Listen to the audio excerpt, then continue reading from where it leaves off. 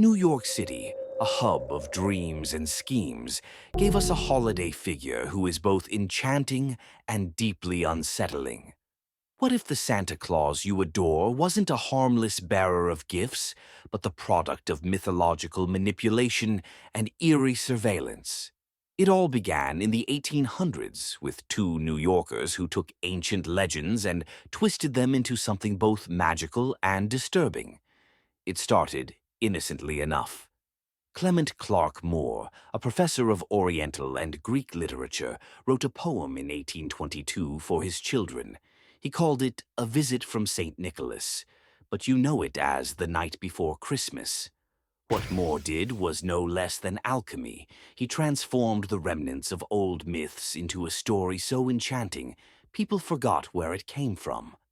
But let's not sugarcoat his inspirations. Moore drew from two ancient figures.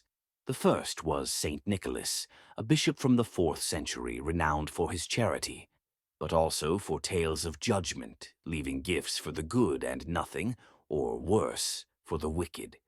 The second was Sinterklaas, a Dutch incarnation of St. Nicholas who carried traces of Odin, the Norse god of war and death. Odin, the original nocturnal flyer, soared the skies on an 8-legged horse, not delivering toys but presiding over dark, wintry rituals.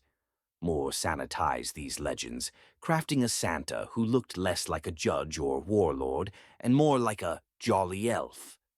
Yet even in his whimsy, there were hints of something off. A pipe-smoking man creeping into homes at night, uninvited, a sleigh pulled by reindeer that flies through the darkness. Charming, sure, but also unsettling when you think about it. Then came Thomas Nast, a 19th century illustrator with a penchant for turning fantasy into something much darker. Nast didn't stop at Moore's version of Santa. He gave him a lair at the North Pole, far from the prying eyes of humanity. He surrounded him with an army of elves, working tirelessly to execute his vision. But the most disturbing addition? The naughty or nice list, a chilling ledger that tracked children's behavior all year long. Santa, it seemed, wasn't just watching. He was judging. Think about that for a moment.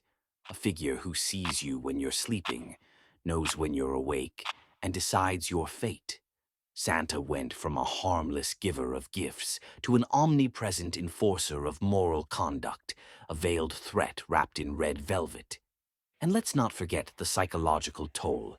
Parents perpetuate the lie, dangling Santa's rewards as a tool for compliance. Be good or no presents. Behave or you'll end up on the naughty list. It's a charming tale, sure, but it's also a story that trains children to accept surveillance, judgment, and guilt.